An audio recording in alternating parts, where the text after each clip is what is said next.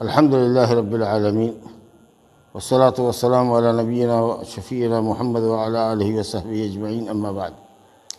باب صلاة الجماعة والإمامة. عن عبد الله بن عمر رضي الله عنهما أن رسول الله صلى الله عليه وسلم قال: صلاة الجماعة أفضل من صلاة الفذ ب27 درجة، متفق عليه. ولهما عن أبي هريرة رضي الله عنه ب25 جزءا، وكذا للبخاري عن أبي سعيد وقال درجة. یہ کتاب الصلاۃ کا 10واں باب ہے اور عنوان لگایا ہے جماعت سے نماز پڑھنے کا باب اور امامت کا باب، جماعت اور امامت کا باب.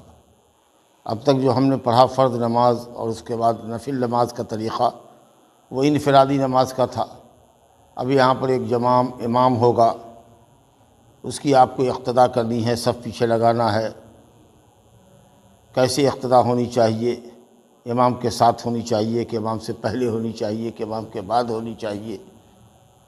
اور جماعت سے نماز پڑھنے کا کیا ثواب ہے؟ تنہا نماز پڑھنے والے کے مقابلے میں ایک شخص بعد میں آئے، جماعت فوت ہو جائے، جان بوجھ کے تاخیر کر رہا ہے، جماعت ختم ہونے کا انتظار کر رہا ہے، یا گھر ہی میں نماز پڑھ رہا ہے سستی اور کاہلی کی وجہ سے کہ کہاں مسجد جائے، چلو یہیں پڑھ لیتے ہیں، شیطان اس کو روک رہا ہے، تو کتنی بڑی محرومی کا وہ شکار ہے. اس کو آپ اس باب میں سمجھ سکتے ہیں.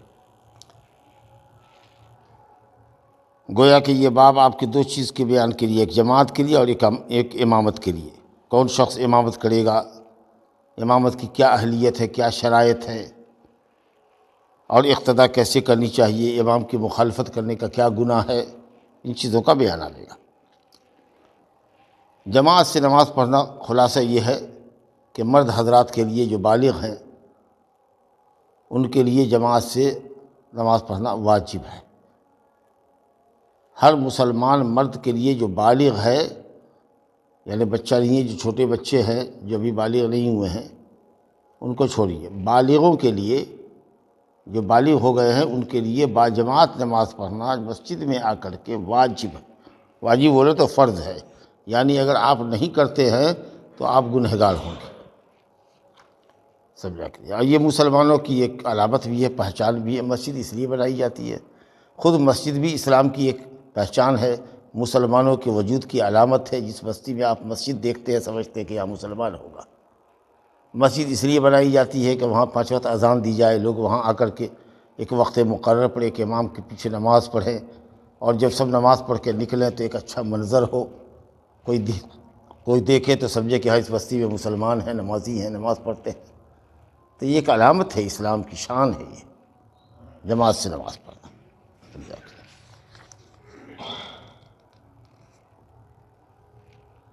یہ جس طریقہ سے اہم واجب ہے اسی طریقہ سے یہ تقرب اللہ کا اور ثواب حاصل کرنے کا بہت اچھا ذریعہ بھی ہے.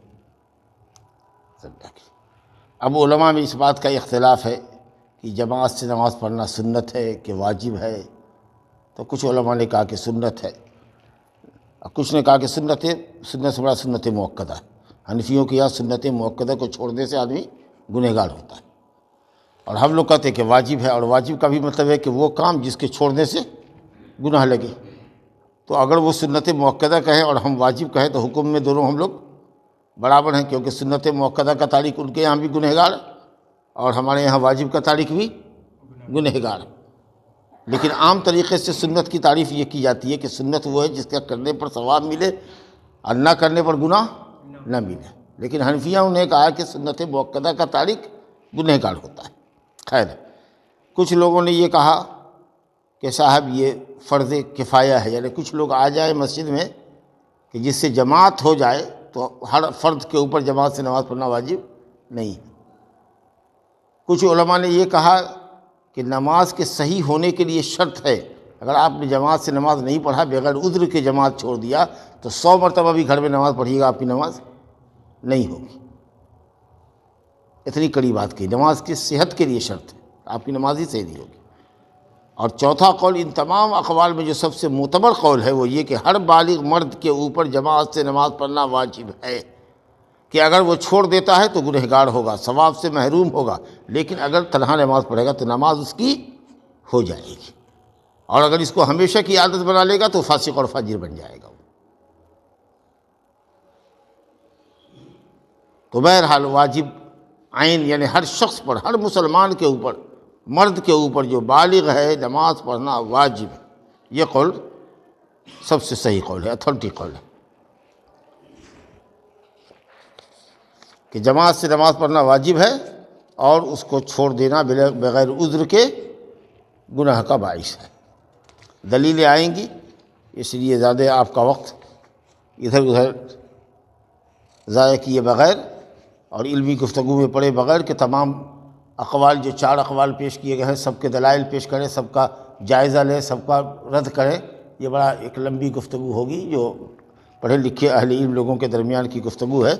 لیکن بہرحال وہ جو حدیث میں نے پڑھا ہے اس کا معنی مطلب سمجھانے سے پہلے یہ بتا دیں کہ جماعت سے پڑھنے کے بڑے فائدے ہیں۔ ایک تو ثواب تو ملے گا ہی، ایک واجب ہمارا ادا ہوتا ہے، سمجھا کہ گناہ سے بچتے ہیں۔ دوسرے یہ کہ ثواب آپ دیکھیے گا کہ کتنا زبردست ہے۔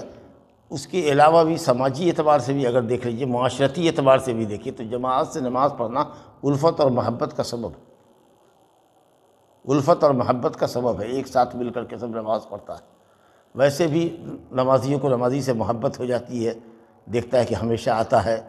ہم سب گویا کہ ایک جہاز کے مسافر ہیں، ایک بوگی کے مسافر ہیں، ایک ہی جگہ ہم لوگ سب آتے ہیں، نماز پڑھتے ہیں، تو نیچرلی ہے کہ محبت آتی ہے اس سے۔ یہ الگ بات ہے کہ صاحب مسجد میں بھی آ کر کے اگر ملے گا تو پیر ہٹا کے رہے گا، یا پیر ملاوے گا لیکن دل نہ ملاوے گا، یا دیکھے گا کہ ہمارا وہ بھائی جس سے ہماری بات چیت نہیں ہے وہ طرف کھڑا ہوا ہے، بغل میں ہے، تو کسی دوسرے کے آنے کا انتظار کرے گا کہ وہ آ جائے، اس کے ساتھ لگ جائے، تو اوکے بغل میں ہم لگیں گے، اوکے ساتھ پیر میں پیر کیسے ملاویں، اس سے ہماری بات نہیں ہے، اوکے بغل میں ہم کیسے لگے۔ یہ عداوت گویا کہ ایک صف میں ایک امام کے پیچھے کھڑے ہونے کے بعد بھی آپ کو یہ رہتی ہے۔ یہ کتنے دکھ کی بات ہے۔ جماعت کا مطلب یہ ہے کہ اجتماعیت ہو، الفت اور محبت ہو، ایک لڑی میں جیسے موتی پیروئی ہوتی ہے ویسے سب لوگ پاؤں میں پاؤں ملا کر کے کھڑے ہوتے ہیں۔ لیکن یہاں بھی اعراض لوگ کرتے ہیں ایک دوسرے سے۔ دوسرا فائدہ یہ ہوتا ہے کہ بہت سے لوگ جن کو نماز پڑھنے کا طریقہ نہیں معلوم ہے، آتے ہیں مسجد میں تو امام کے پیچھے پڑھتے پڑھتے پڑھتے پڑھتے ان کو نماز پڑھنے کا طریقہ معلوم ہو جاتا ہے کہ کیسے نیت باندھنا ہے، کیسے رکوع کرنا ہے، کیسے سجدہ کرنا ہے، کس وقت میں کئی رکعت نماز ہے۔ اب وہ جو نماز مسجد میں نہیں پڑھتا تھا اس کو نہیں معلوم تھا، اب اس سے پوچھ لیجئے، جاہل بھی ہے تو کہہ دے گا کہ 5 وقت کی نماز ہے، نام بھی جھٹا جھٹ بتا دے گا، ظہر ہے، عصر ہے، مغرب ہے، عشاء ہے، فجر ہے۔ ظہر میں کیا رکعت فرض ہے؟ کیا 4 رکعت، عصر میں تو 4 رکعت، مغرب میں 3 رکعت، عشاء میں 4 رکعت، فجر میں 2 رکعت، دھڑا بتا دے گا۔ کیسے نماز پڑھی جاتی ہے؟ تو ایسے کہے گا تکبیر تحریمہ کر کے نیت باندھا جاتا ہے، اس کے بعد قرأت ہوتی ہے سورہ فاتحہ، کوئی سورت پڑھا جاتا ہے، رکوع کرتا ہے، سبح اللہ العظیم ربنا کرتا ہے، تو سجدہ کرتا ہے، پھر دوسری رکعت کے لیے اٹھتا ہے، اسی طرح پہلی رکعت کی طرح کرتا ہے، پھر تحیات میں بیٹھتا ہے وغیرہ۔ وہ دیکھتے دیکھتے دیکھتے اس کو نماز کا طریقہ معلوم ہو گیا۔ اب تھوڑی سی اگر محنت کر لے، پڑھے لکھے لوگوں کے ساتھ بیٹھ جائے، حافظ مولوی کے ساتھ، یا جس کو آتا ہے تو وہ اس کو سکھا دے گا، سورہ فاتحہ، تحیات، درود وغیرہ سکھا دے گا، رکوع سجدے کی دعا سکھا دے گا، تو الحمدللہ وہ جو پڑھنے والی چیز ہے وہ بھی اس کو یاد ہو جائے گی۔ تو طریقہ تو دیکھ کر کے آ گیا، اور سیکھنے کے بعد وہ گویا کہ اس کو وہ سیکھ بھی لیا اس نے گویا کہ۔ اچھا، جماعت سے نماز پڑھنے کے اندر طبیعت کی رغبت بھی ہوتی ہے زیادہ، آدمی ایکٹیو ہوتا ہے۔ گھر پہ رہے گا تو اچھا جماعت چھوٹ گئی، اچھا بعد میں پڑھیں گے، پڑھتے پڑھتے سستی کاہلی ہو جاتی ہے، یہاں تک کہ نماز کا وقت نکل جاتا ہے۔ اچھا، اکثر ایسا محسوس کیا ہے میں نے خود بھی، اگر کبھی نماز پڑھا تو بہت جی نہیں لگتا ہے جو نماز میں جی لگتا ہے۔ 3 رکعت پڑھا کہ 4 رکعت پڑھا، اکثر بھول جاتا ہے آدمی، اور جب جماعت سے نماز پڑھتا ہے تو اس کا امکان کم رہتا ہے، سمجھ لیں گے۔ اچھا، کبھی کبھی بھائی چارگی کا احساس ہوتا ہے، خوب احساس ہوتا ہے نماز بگڑے، بھائی فلاں صاحب آتے تھے ہمیشہ نماز میں، سمجھا کہ فلاں کو دیکھتے تھے اس محلے سے آ رہا ہے نماز پڑھنے کے لیے، کیا بات ہے 1 ہفتہ سے نہیں دیکھ رہے بھائی فلاں کو، کہیں بیمار تو نہیں ہے، کہیں سفر میں تو نہیں گیا ہے؟ تو پوچھا تو کسی نے کہا کہ نہ وہ تو گیا ہے باہر، کلکتہ چلا گیا ہے۔ اچھا یہ بات ہے، نہیں اگر بیمار ہے تو بھائی بیمار پرسی کا بھی جذبہ پیدا ہونا چاہیے کہ ثواب کے لیے جا کر کے اس کی بیمار پرسی کرو، سمجھا کہ ہاسپٹلائز ہے تو جا کر کے اس کی عیادت کرو۔ یہ سب جذبہ نمازیوں کے اندر آتا ہے، کون ہے، کہاں ہے، رہتا تھا ہمارے بغل میں، کہاں گیا، نہیں گیا، سمجھا کہ۔ اور ایک تنظیم آتی ہے، ایک نظام آتا ہے، ایک وقت ہے، ایک ٹائم ہے کہ بھئی اتنے بجے اذان ہوتی ہے، اتنے بجے جماعت ہوگی اور اقامت ہوگی، تو سب لوگوں کو کھڑا ہونا ہے، صف میں ملنا ہے، پاؤں کو پاؤں سے ملانا ہے، امام آگے ہوگا، جب اللہ اکبر کہہ لے گا تب ہم کریں گے، وہ ہمارا کمانڈر ہے، وہ جو رکوع میں جائے گا تب ہم جائیں گے، ایک دم سسٹمیٹک انداز سے پورے نظم اور ضبط کے ساتھ، طور طریقے کے ساتھ چیز ہوتی ہے۔ اور اس کے بعد اجر و ثواب کا کیا کہنا، وضو کر کے آپ چلے اپنے گھر سے مسجد کے لیے، ہر قدم جو اٹھا وہ ایک درجہ بڑھ گیا، ایک قدم جو زمین پہ گرا تو ایک گناہ گر گیا، جھڑ گیا، تب جا کے نہیں۔ اب آپ بتائیے گھر سے اگر وضو کر کے چلتے تو کتنا فائدہ ہوتا، آنے میں بھی ثواب، جانے میں بھی ثواب۔ سب کے گھر میں وضو خانہ ہے، سب کے گھر میں استنجا خانہ ہے، سب کے گھر میں لیٹرن باتھ روم ہے، وہیں فراغت کر لے، وہیں اطمینان سے وضو کر لے، اور آوے قدموں سے، 100 قدم سے کوئی آ رہا ہے، کوئی 200 قدم سے آ رہا ہے، کوئی 500 قدم سے آ رہا ہے، سوچیے جاتے آتے 1000 ثواب ایسے ہی اس کو مل گیا جاتے۔ ہمارا گھر قریب ہے تو ہم کو 100 ثواب ملے گا، آپ آ رہے ہیں اس محلے سے تو آپ کو 1000 ثواب ملے گا، 1000 گناہ آپ کا معاف ہوگا۔ سب سہولت ہے، ایسا نہیں ہے کہ پانی نہیں ہے، استنجا خانہ آپ کے گھر میں نہیں ہے، لیٹرن نہیں بنی ہوئی ہے، لیکن اس کے بعد عادت ہے سیدھے مسجد میں گھس گئے، سب جا کے تو یہ سب ثواب ہے، اس سے آپ محروم ہوتے ہیں، سب جا کے۔ تو اب حدیث پڑھیے، حدیث ہے کہ صاحب رسول گرامی صلی اللہ علیہ وسلم کی حدیث آپ کے سامنے پڑھا، 2 صحابی کی حدیث ہے۔ عبداللہ بن عمر رضی اللہ عنہما کہتے ہیں کہ رسول اللہ صلی اللہ علیہ وسلم نے فرمایا کہ جماعت سے نماز پڑھنا تنہا نماز پڑھنے سے 27 درجہ بڑھ کے، 27 درجہ زیادہ ہے، تو 1 درجہ تو منفرد جو تنہا نماز پڑھتا ہے وہ ہوا، اور اس سے بڑھ کے آپ کا 27 درجہ ہوا، تو گویا کہ جماعت سے نماز پڑھنے کا درجہ کتنا ہوا؟ 28۔ ارے 1 درجے میں ہم اور وہ جو تنہا نماز پڑھ رہا ہے وہ تو برابر ہوئے۔ اگر آپ کہیے کہ ہمارے پاس جو روپیہ ہے وہ تمہارے روپیے سے 27 روپیہ زیادہ ہے، تو اس کا مطلب کہ جتنا روپیہ تمہارے پاس ہے اتنا تو ہمارے پاس ہی ہے۔ ہاں، تو اس میں 27 کو ایڈ کیجئے، ایک درجہ نماز آپ کا ہے، 1 درجہ ہمارا ہے، لیکن آپ کی نماز سے 27 گنا ہمارے پاس اور زیادہ ہے، تو 1 میں 27 کو جوڑیے تو 28 ہوا جماعت سے نماز پڑھنے والا، اور تو 1 میں اگر برابری ہو گئی تو ہماری فضیلت آپ کے اوپر 27 درجے بڑھ کے ہوگی۔ اب آپ غور کیجیے، اللہ اکبر۔ اور یہ تو 1 وقت کی نماز کا مسئلہ ہوا، اور نیکی کا ثواب حدیث میں آیا کہ کم سے کم 10 گنا بڑھتا ہے، تو اگر 27 کو 10 سے ملٹیپلائی کیجیے، ضرب دے دیجیے گا تو 270 ہو جائے گا۔ اب سوچیے کتنا بڑھ گیا ثواب۔ گویا 1 روز اگر آپ جماعت سے نماز پڑھتے ہیں تو کوئی آدمی اگر تنہا گھر میں 27 دن نماز پڑھتا ہے تو جتنا وہ ثواب پائے گا 27 دن میں، اتنا ثواب آپ کو 1 دن میں ملے گا جماعت سے نماز پڑھنے سے۔ آپ میں کا اگر کوئی شخص تاجر ہو، اس کو معلوم ہو کہ وہ اپنے گھر میں دکان چلاتا ہے، جس سامان پر 1 روپیہ اس کو ملتا ہے، اگر وہ گاؤں کے چوراہے پر لا کر کے بیچے تو 10 روپیہ اسی سامان کا اس کو فائدہ ملے گا۔ دیکھیے گا پوری دکان اٹھا کر کے لے آئے گا، اور رات میں پھر لے جائے گا، اور پھر لے آئے گا، پھر لے جائے گا، اور پھر لے آئے گا۔ اور اگر چلنے کی نوبت ہو تو لگڑا ہو بھی ہے تو جیسے بھی ہو گھسٹ کر کے آئے گا فائدے کے لیے، کہاں 1 روپیہ کہاں 10 روپیہ چیز آئے کہ بتائیے، تو ثواب آخرت 27 درجہ بڑھ کے۔ اور کتنے لوگ ہیں جن کا گھر مسجد سے قریب ہے اور وہ جماعت سے نماز نہیں پڑھتے؟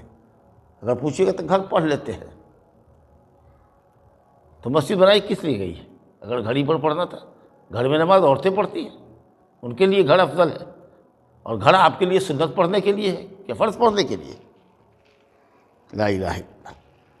یہ بخاری مسلم کی روایت ہے، 27 گنا بڑھ کے ہے، گویا جماعت سے نماز پڑھنا آپ کا 28 درجہ ہے، 1 درجہ تنہا نماز پڑھنے کے برابر ہو گیا، 27 درجہ اس سے سرپلس ہوا۔ اب بخاری مسلم میں ابو ہریرہ رضی اللہ عنہ کی حدیث ہے کہ 25 جز ہے۔ اب بخاری میں ابو سعید خدری سے روایت ہے کہ 25 درجہ ہے، بڑھ کے ہے، تو اب 25 اور 27 میں بظاہر ٹکراؤ لگتا ہے، تو کہیے گا الحمدللہ کوئی ٹکراؤ نہیں ہے، نبی صلی اللہ علیہ وسلم کو پہلے معلوم کرایا گیا ہوگا کہ 25 درجہ بڑھ کے ہے، بعد میں اللہ نے فضل فرمایا ہوگا اور 2 اور بڑھا دیا گیا ہوگا، تو ہم جب 27 کی روایت کو لیں گے تو اس میں 25 کی روایت اپنے آپ آ جائے گی، اور دونوں روایت صحیح ہے، تو بہترین جمع یہ ہے دونوں حدیث کے درمیان جمع کرنے کی صورت یہی ہوگی کہ کہیں گے کہ پہلے نبی صلی اللہ علیہ وسلم کو 25 درجے کا ثواب بتایا گیا تھا، بعد میں اللہ رب العالمین نے جماعت سے نماز پڑھنے والے پر احسان مزید کیا اور کہا کہ یہ 25 کو ہم 27 کر دیتے ہیں۔ الحمدللہ۔ چلیے سر،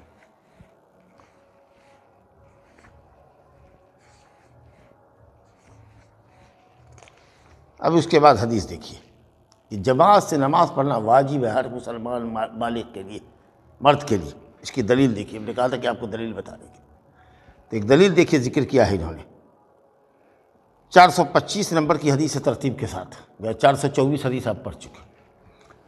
وعن ابی ہریرہ رضی اللہ عنہ ان رسول اللہ صلی اللہ علیہ وسلم قال والذی نفسی بیدہ لقد ہممت ان آمر بحطب فیحتطب ثم آمر بالصلاة فیؤذن لها ثم آمر رجلا فیؤم الناس ثم اخالف الى رجال لا يشهدون الصلاة فاحرق عليهم بيوتهم والذي نفسي بيده لو يعلم احدهم انه يجد عرقا سمينا او مرماتين حسنتين لشهد العشاء متفق علیہ واللفظ للبخاری۔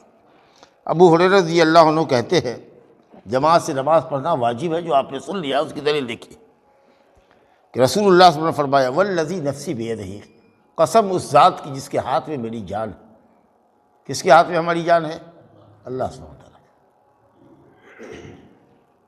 نبی صلی اللہ علیہ وسلم بغیر قسم کھائے ہوئے بھی اگر بات فرماتے تو ایک مسلمان کو آپ کی صداقت میں کوئی شک نہ ہوتا، لیکن پھر بھی آپ نے قسم کھا کر کے یہ بات کہی، اس اہمیت کو بتانے کے لیے کہ جو بات ہم کہنے جا رہے ہیں وہ کتنی اہمیت کی۔ تو کہ کبھی کبھی اہم شے کے اوپر آدمی بغیر قسم کھائے ہوئے یا بغیر قسم کھلائے ہوئے بھی قسم کھاتا ہے تاکہ لوگ اس کی اہمیت کو سمجھیں۔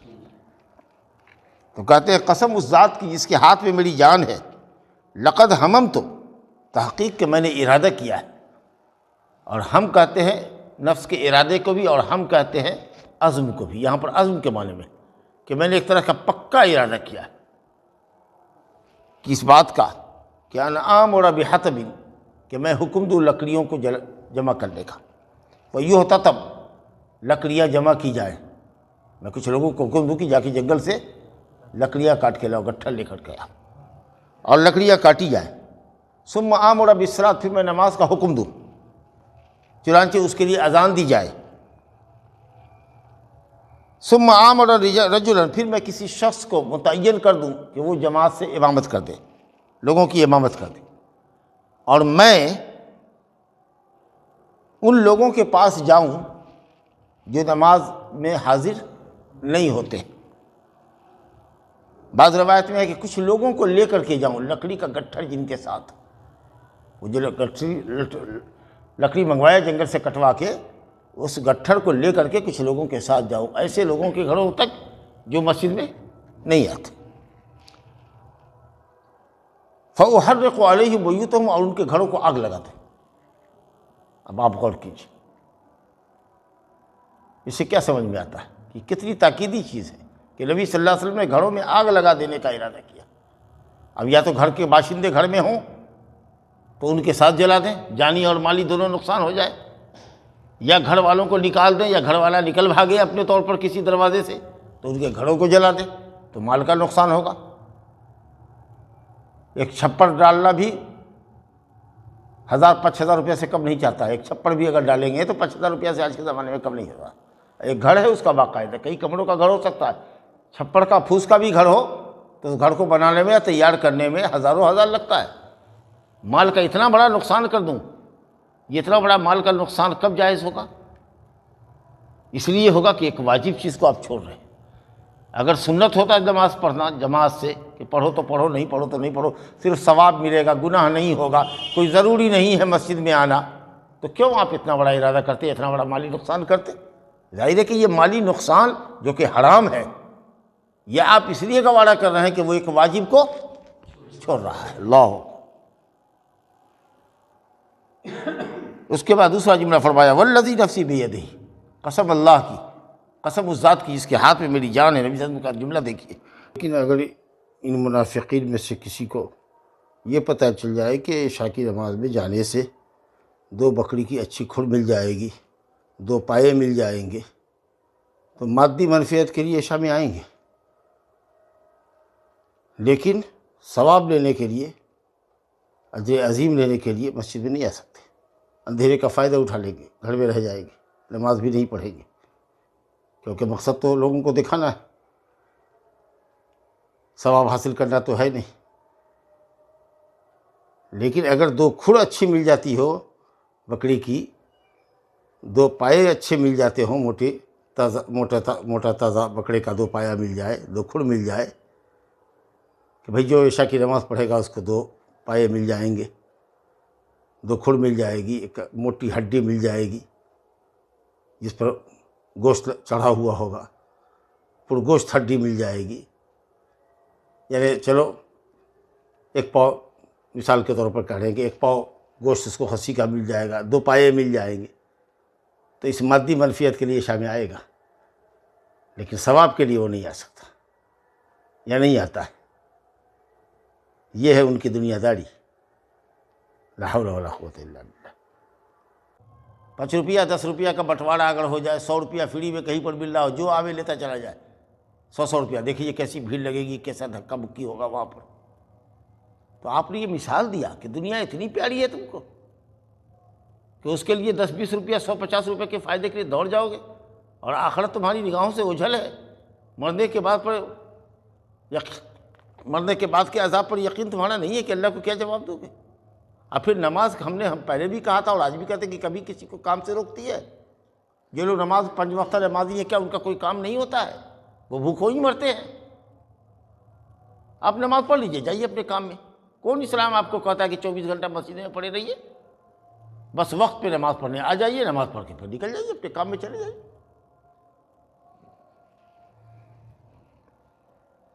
تو نبی صلی اللہ علیہ وسلم کا یہ جو زبردست ارادہ ہے، آپ اس سے کیا سمجھتے ہیں کہ ہر شخص کے اوپر نماز فرض ہے، واجب ہے؟ ورنہ لوگ کہتے ہیں کہ یا رسول اللہ ہم تو گھر ہی میں نماز پڑھ لیا، اب پڑھ لیتے ہیں، اپنے بیوی بچوں کے ساتھ مل کے پڑھ لیتے ہیں، آپ ہمارے گھروں کو کیوں جلائیں گے؟ کتنے لوگ کہہ سکتے ہیں کہ ہم 3-4 باپ بٹھا ہیں، ایک جماعت کر لیں گے، لیکن نہیں، وہ جماعت مطلوب نہیں ہے، بلکہ اس جماعت پر ثواب بھی نہیں ہوگا۔ اگر آپ اپنے گھر میں جماعت بھی کریں گے تو اس کا ثواب نہیں ملے گا۔ ثواب وہاں ہوگا جہاں حاضری کے لیے اذان دی جاتی ہے، جو مسجد ہے، وہاں آئیے گا تو وہ 27 درجہ آپ کو ملے گا۔ گھر پر صرف 1 درجہ آپ کا ہوگا، اور نماز آپ کی صحیح قول کے مطابق ہو جائے گی، لیکن واجب ترک کرنے کا آپ کو گناہ ہوگا، بڑا گناہ ہوگا آپ کو۔ دیکھیے کتنی کڑی اور سخت بات کہی گئی، اور کس طریقے سے آپ نے جھنجھوڑا ہے کہ 2 کھڑ کے لیے چلے جاؤ گے رات کے 8 بجے 9 بجے، لیکن مسجد میں نہیں آ سکتے۔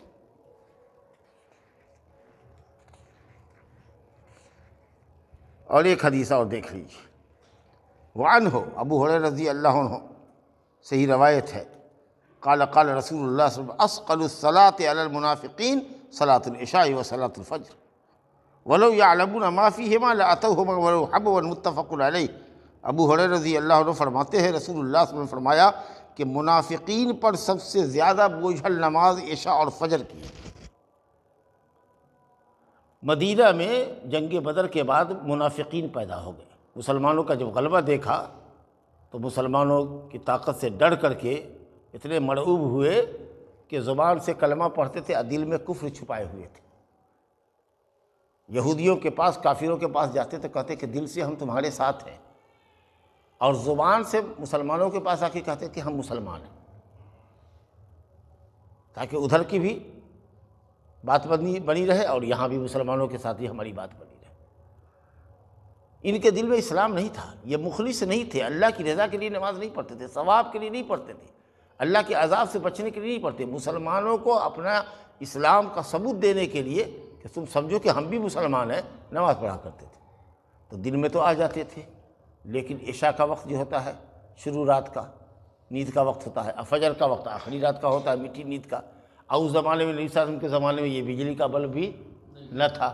اب چراغ جلا تو جلا، ایک آدھ چراغ ڈبیا جلی تو جلی، نہیں تو وہ بھی نہیں جلی۔ اب اندھیرا ہے۔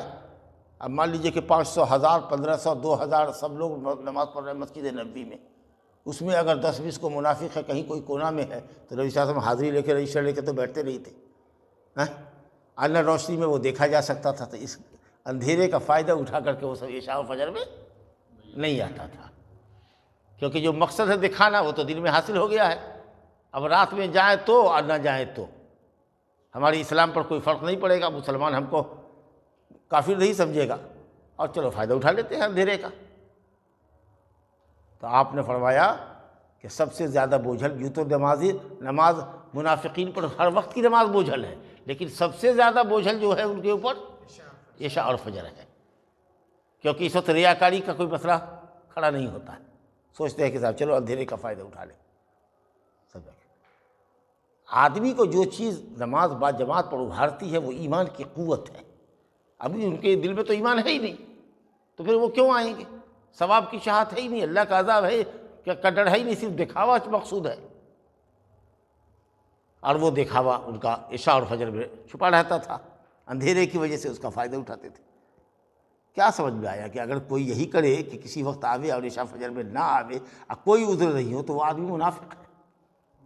سمجھا کہ تو منافق دو طرح کا ہوتا ہے، ایک وہ جو دل میں کفر چھپائے ہوا ہے اور زبان سے کلمہ پڑھتا ہے، اسلام سے عداوت چھپائے ہوا ہے، اسلام کی حقانیت پر شک کر رہا ہے، اس کے دل میں یقین نہیں ہے، تو وہ تو آدمی دائرۂ اسلام سے خارج ہے، بلکہ وہ تو کافروں سے بھی زیادہ گیا گزرا آدمی.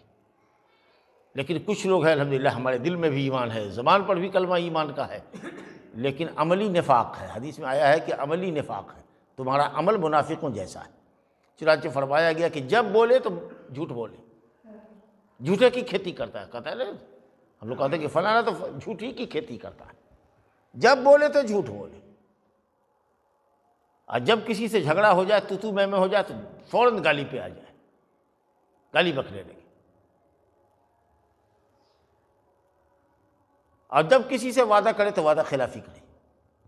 وعدہ کرنا وعدہ توڑنا اس کا شیوا ہے ایک طرح سے.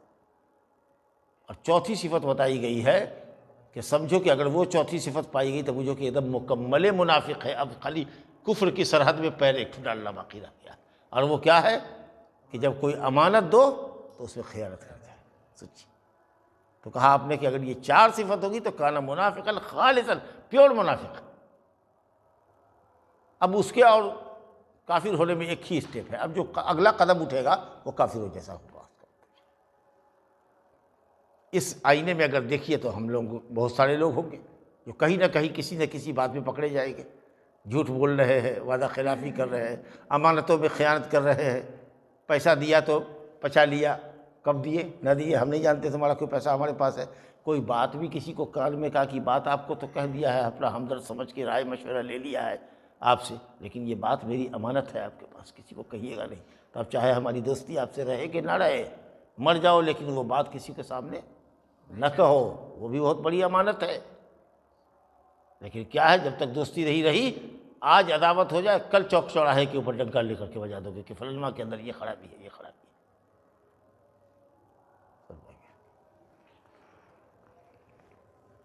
اور یہ فرمایا کہ یہی منافق ولو یعلمون ما فیہما، اگر جان لیں یہ لوگ حقیقت میں جان لیں کہ عشاء اور فجر میں جماعت سے نماز پڑھنے کا، مسجد آنے کا کیا ثواب ہے، لَأَتَوْهُمَا وَلَوْ حَبْوًا، تو یہ دونوں نماز بھی آویں بچوں کی طریقہ سے، ہاتھ اور گھٹنے پر چل کر.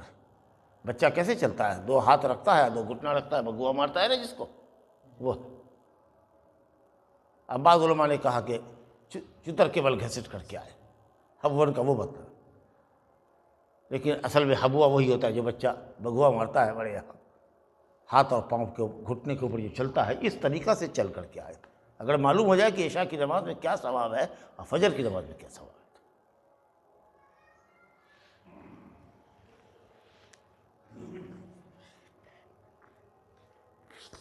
اسی پر بس کرتے ہیں. اللہ تعالیٰ سے دعا ہے کہ ہم لوگوں کو 5 وقت نماز کا پابند بنائے اور باجماعت نماز ادا کرنے کی توفیق دے. اگر آپ کے پاس عذر ہے، بہت بیمار ہے، مسجد تک نہیں آ سکتے تو ٹھیک ہے، گھر میں نماز پڑھ لیجیے. بلکہ اگر ہمیشہ صحت کی حالت میں آنے کے آپ عادی ہیں اور کسی بیماری کی وجہ سے اگر آپ نہیں آ پا رہے ہیں مسجد میں، تو انشاءاللہ آپ اگر تنہا بھی نماز وہاں پڑھیے گا تو آپ کو جماعت کا اللہ تعالیٰ اپنے فضل سے ثواب دے گا. مسافر ہو گئے ہیں، آپ کہیں چلے گئے ہیں، لیکن جب تک گھر پر رہتے تھے باجماعت نماز پڑھتے تھے. اب سفر ہے، ٹرین ہے، نماز نہیں پڑھ پا رہے ہیں، ہوائی جہاز ہے، نماز نہیں پڑھے باجماعت، انشاءاللہ اللہ تعالیٰ آپ کو وہ ثواب دے گا جو گھر میں رہتے ہوئے آپ کو ثواب ملتا تھا. اللہ اتنے بڑے فضل والا ہے. یہاں بھی رہ کر کے اگر آپ عذر میں ہیں، نہیں جگ سکے، اذان نہیں سنا، الارم بجا نہیں جگ سکے، کسی نے نہیں جگایا، مجبوری ہے تو اور بات ہے، لیکن نہیں، اذان سن رہے ہیں اور چادر لپیٹ کر کے سو رہے ہیں، جگ گئے ہیں، پیشاب کر کے آئے پھر سو گئے، یہ جائز نہیں ہے۔ اللہ تعالیٰ ہدایت دے، آمین۔